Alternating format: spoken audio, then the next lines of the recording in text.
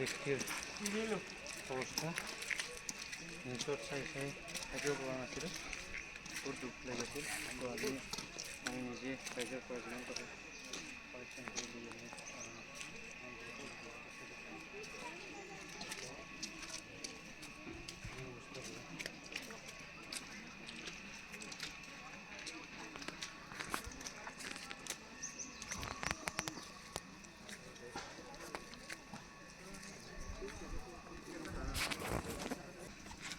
আপনার ঘর কি কি পালিস কত বলতে পারছ